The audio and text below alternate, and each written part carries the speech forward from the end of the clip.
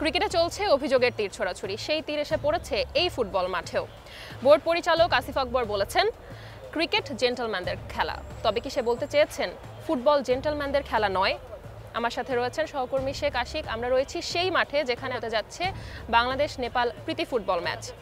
Ashiq, Diana বলছিলেন যেটা কথা আসলে আসিফ আকবরের, আমরা একটু ক্যামেরায় তাকিয়ে বলতে চাই, মানে আপনি হয়তো বা একটু ভালো ভাষায় বলার চেষ্টা করেছেন, কিন্তু আসিফ আকবর আসলে এত ভালোভাবে বলেননি। তিনি সরাসরি বলেছেন যে ফুটবলাররা আসলে কথা শোনে না, তারা বেয়াদব, তারা মারপিট করে, এই ধরনের বিভিন্ন শব্দ ব্যবহার করেছেন যেগুলো অত্যন্ত আপত্তিকর। এবং আসিফ আকবরের এই শব্দগুলো আসলেই ফুটবলের সাথে সংশ্লিষ্ট যারা আছেন সবাইকে আঘাত করেছে, সেটা ফুটবল ফ্যান্স, ফুটবল সাপোর্টার কিংবা হচ্ছে ফুটবলার সাবেক বর্তমান কিংবা বাহুফেকর্তা, সবাইকে আসলে আঘাত করেছে এবং আঘাত করার মতো কথা। আমরা যারা ফুটবল নিয়ে গণমাধ্যম কর্মী কাজ করি আমাদেরও অত্যন্ত আঘাত লেগেছে এই কথাগুলো। কারণ দেখেন যে আজকের সিচুয়েশনে দাঁড়িয়ে ফুটবল একটা গ্লোবাল গেম, আর ক্রিকেট নিয়ে কথা বলছেন। ক্রিকেট নিয়ে আসিফ আকবর আসলে কোন মোমেন্টে এই কথাগুলো বলেছেন? যে মোমেন্টে আসলে ক্রিকেটে চলছে নারী কেলেঙ্কারি নিয়ে কথা হচ্ছে, ক্রিকেটে সচরাচর ফিক্সিং নিয়ে কথা হয়, ক্রিকেটে বিভিন্ন ধরনের ইস্যু তৈরি হয় যেগুলো আসলে অনেক সময় সেই বেয়াদবিগুলোকে আসলে প্রতিবাদ বলে চালিয়ে দেওয়া হয়। আর সেই ক্রিকেট অঙ্গন নিয়ে আসলে ফুটবল নিয়ে কথা হচ্ছে, বলা হচ্ছে ফুটবলাররা বেয়াদব। আজকের সিচুয়েশনটা আসলে আপনি দেখেন, যখন আসলে আমার কাছে যেটা মনে হচ্ছে ডায়না, ক্রিকেটে যে এত এত অভিযোগ, এত এত প্রবলেম, এই যে একের পর এক অভিযোগগুলোকে আসলে ঢাকা দেওয়ার জন্যই আমার কাছে মনে হয়েছে আসলে আসিফ আকবর এই কথাগুলো বলেছেন। এবং তাদের ক্রিকেট অঙ্গনের থেকে এই অভিযোগগুলো অন্যদিকে সরানোর জন্যই মূলত হচ্ছে তিনি চেষ্টা করেছেন একটু ভিন্ন ধরনের ফুটবলকে জড়িয়ে পেঁচিয়ে কথা বলা। কিন্তু ইতোমধ্যেই বাংলাদেশ ফুটবল ফেডারেশন থেকে আসিফ আকবরকে কারণ দর্শানোর নোটিশ দিয়ে চিঠি পাঠানো হয়েছে। আমার কাছে মনে হয়েছে আরও বেশি কঠোর হওয়া উচিত এখানে বাফুফেরও। কারণ দেখেন যে একজন ক্রিকেট বোর্ডের বোর্ড পরিচালক সেই ধরনের কথা কখনোই বলতে পারে না। এবং সে ক্রিকেট কনফারেন্সে বলেছে এই ধরনের ফোরামে আসলে এই ফুটবল বিষয়ক যে কথাটা উঠেছে এটা ওঠাটাই আসলে আনইউজুয়াল। কিন্তু সে আসলে বলতে চেয়েছে ক্রিকেট জেন্টলম্যানদের খেলা, কিন্তু সে নিজে আসলে এই কথাটা বলে কতটুকু জেন্টলম্যানের পরিচয় দিয়েছে মানে একদমই আমার কাছে মনে হয়নি। দেখেন যে মানে ভদ্রলোকের বা হচ্ছে জেন্টলম্যান গেম, মানে জেন্টলম্যান যেটা বলি, মানে আপনি যখন একটা ফর্মাল অনুষ্ঠানের ডায়াসে দাঁড়িয়ে এই ধরনের কথা বলবেন, তাহলে আপনি মানে অনুষ্ঠান কিংবা ক্যামেরার বাইরে আপনার কথার ধরন কিংবা চিন্তাভাবনা কেমন। আমি এই কথাটা আরও ভালোভাবে আমার কাছে প্রমাণিত হয়েছে যখন সহকর্মী রেদওয়ান শাওন একটা ইন্টারভিউ করেছেন আসিফ আকবরের, সেইখানেও একই কথাই বলেছেন আসিফ আকবর, যে তিনি যা বলেছেন একদম ঠিকঠাক বলেছেন, তার কথা কোনো ভুল নেই এবং সব বুঝে শুনেই বলেছেন। মানে একদম ইন্টেনশনালি ফুটবল নিয়ে বাজে কথা বলেছেন, এবং যে কথাটা আসলেই যারা ফুটবলের সাথে যেভাবে সংশ্লিষ্ট গণমাধ্যম কর্মী, দর্শক কিংবা হচ্ছে ফুটবলার কিংবা সংগঠক, প্রত্যেককে আঘাত করেছে।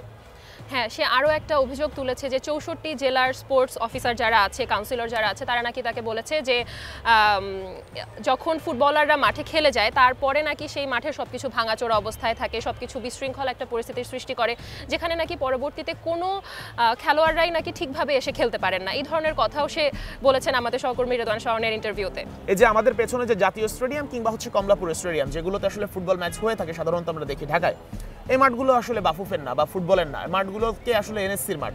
মানে রক্ষণাবেক্ষণ, তত্ত্বাবধান সব কিছু করার দায়িত্ব হচ্ছে এনএসসি অর্থাৎ জাতীয় ক্রীড়া পরিষদের। এখানে ফুটবলারদের বা ফুটবল ফেডারেশনেরও আসলে করার কিছু নেই।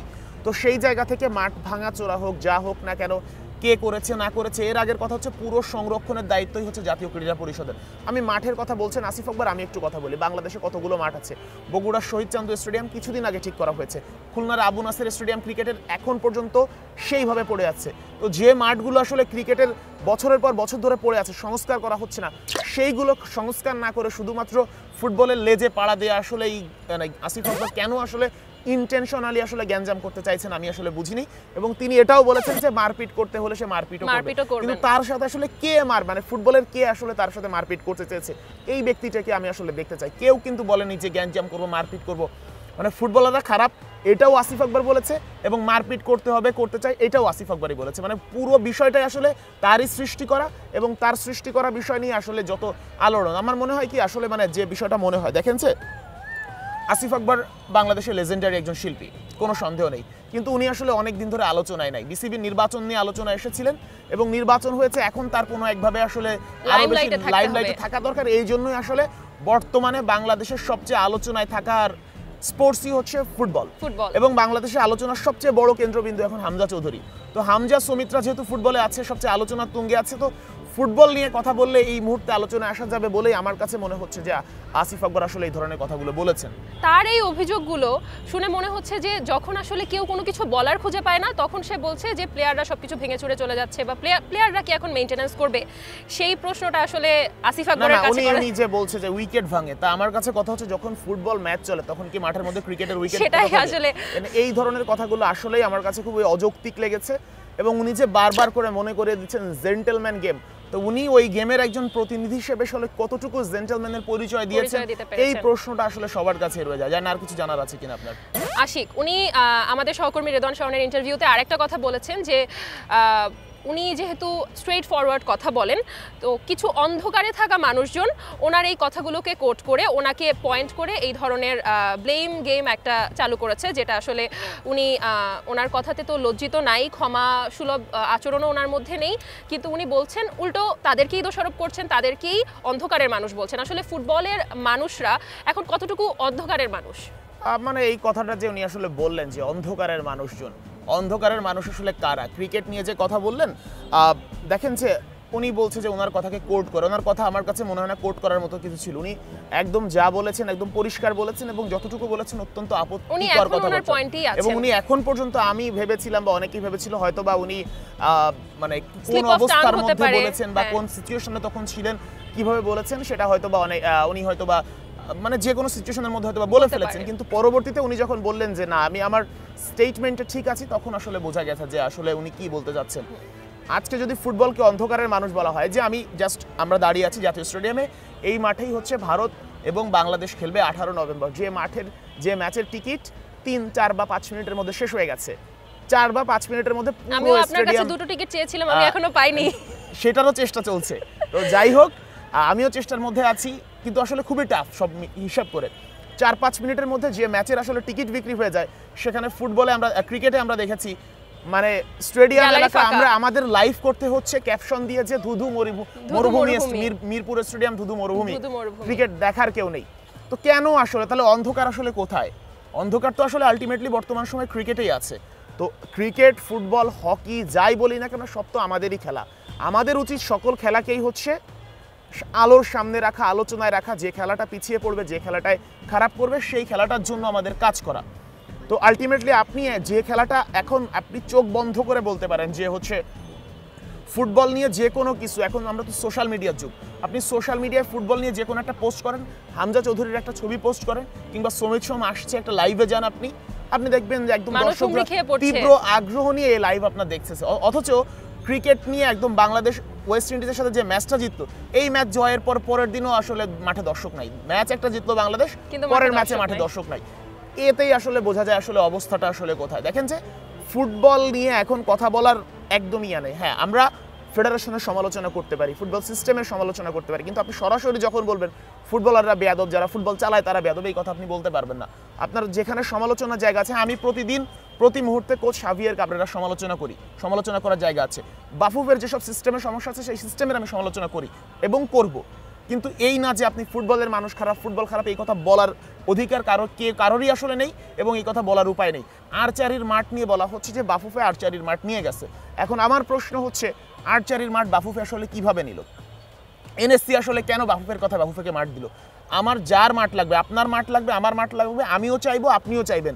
এখন জাতীয় ক্রীড়া পরিষদ কাকে দেবে? আপনি জাতীয় ক্রীড়া পরিষদকে ধরেন। এটার জন্য বাফুফেকে ব্লেম দেওয়ার আমি কিছু দেখি না। তো এই আলটিমেটলি আজকের আলোচনার মূল বিষয় আমার কাছে এইটাই মনে হচ্ছে যে আসিফ আকবর যেটা করেছেন পুরোপুরি ইন্টেনশনালি করেছেন এবং একেবারে ঠান্ডা মস্তিষ্কে করেছেন। এবং তিনি সব কথার এক কথা, তিনি আসলে ফেডারেশন নিয়ে সমালোচনা করতে পারতেন, বাংলাদেশ এশিয়ান কাপে কোয়ালিফাই করছে না সেটা নিয়ে সমালোচনা করতে পারেন। উনি ফুটবলের নিয়ম নিয়ে সমালোচনা করেছেন যে ফুটবলে কি, কে কাকে থ্রো করে, কোনটা কার গায়ে বল লাগছে কি। এখন ওনার ফুটবল মস্তিষ্ক জিরো হতে পারে, এই দায়িত্ব আমি নিব না, ঠিক না? উনি ফুটবল না বুঝতেই পারেন, এই দায়িত্ব আমি নিব না। বিশ্বের সবচেয়ে আপনি অনেক দেশে আছে, বিশ্বের 60% দেশে ক্রিকেট আসলে চিনেই না ক্রিকেট আসলে কি।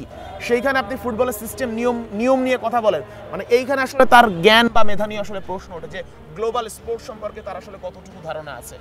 তো আমাকে আসলে বলতেই হচ্ছে, আমি ফুটবল নিয়ে কাজ করি, আমাকে তার কথার জবাবে এটা বলতেই হচ্ছে। দিন শেষে একটাই কথা, দেখেন যে স্পোর্টস সবই আমাদের আপনি যখন ক্রিকেটের খারাপ সময় যাবে আপনি তো ওই সংসদে দাঁড়িয়ে বা ওই সমাবেশে দাঁড়িয়ে নারী কেলেঙ্কারির যে সমস্যাগুলো আছে নারী ক্রিকেট দল নিয়ে আপনি এইটার কীভাবে সমাধান করা যায় আপনি সেটা নিয়ে কথা বলতেন, আপনি সেটা নিয়ে কথা বলেননি। আপনি গত বিপিএলে রাজশাহীর প্লেয়াররা এখন পর্যন্ত বেতন পায়নি, সেই বেতন কাঠামো নিয়ে কেন বেতন পায়নি, কীভাবে প্লেয়ারদের কিংবা স্টাফদের কিংবা হচ্ছে শহীদ আফ্রিদি যে অ্যাম্বাসেডর হিসেবে এসেছিলেন, ইয়াসা সাগর এসেছিলেন হোস্ট হিসেবে, কারোরই টাকা পরিশোধ করা হয়নি। সেই টাকাগুলো কিভাবে পরিশোধ করা হয়, প্লেয়ারদের টাকা কিভাবে পরিশোধ করা সম্ভব, সেগুলো নিয়ে আপনি কথা বলছেন না। সেগুলো নিয়ে তাদের আসলে মাথা ব্যথা হচ্ছে ফুটবলারদের আচরণ নিয়ে। আপনি মিরপুরের পিচকে ধানক্ষেত বানিয়ে রাখবেন, প্লেয়াররা রান করতে পারবে না, প্লেয়াররা সমালোচনা করবে, এটা নিয়ে আপনার কোনো জায়গা নেই। আপনার জায়গা হচ্ছে কি অন্য একটা স্পোর্টস ফুটবল যেটার সাথে আসলে আপনার কোনো সম্পর্ক নেই। আসলে আমি তো বলেছি আপনি বগুড়া মাঠটাকে সঠিক সুন্দরভাবে পরিচর্যা করেন, আবু নাসের স্টেডিয়াম আপনারা ফেলে রাখছেন, যেসব স্টেডিয়াম আপনার পড়ে আছে সেইগুলো নিয়ে আপনার কথা নাই। আপনার কথা হচ্ছে কি ফুটবলের লোক খারাপ। আলটিমেটলি আপনি বলতে পারেন যে যারাই পরিচালনা করে এনএসসি বা যারাই হচ্ছে এই মানে সাংগঠনিক কাজের মধ্যে আছে কিংবা অফিসিয়াল দাপ্তরিক কাজের মধ্যে আছে, তাদের সিস্টেমটা তাদের ম্যানেজমেন্টটা ঠিক নেই, আপনি এটা বলতে পারেন, কিন্তু সরাসরি ফুটবলকে ব্লেম দেওয়ার একদমই সুযোগ নেবে না আমি মনে করি। ধন্যবাদ আশিক। আসিফ আকবরের কথায় অন্ধকারের খেলা হচ্ছে ফুটবল। এই মাঠে হতে যাচ্ছে বাংলাদেশ নেপাল প্রীতি ম্যাচ এবং 18 তারিখে হতে যাচ্ছে বাংলাদেশ ইন্ডিয়া ম্যাচ। তো আমরা আসলে দেখতে চাই বাংলাদেশ আয়ারল্যান্ড টেস্ট সিরিজ মানুষের নজর কাড়ে নাকি ফুটবল মানুষের নজর কাড়ে, কোনটা আসলে আলোর খেলা আর কোনটা অন্ধকারের খেলা, কোনটা আলোতে রয়েছে আর কোনটা অন্ধকারে তলিয়ে যাচ্ছে।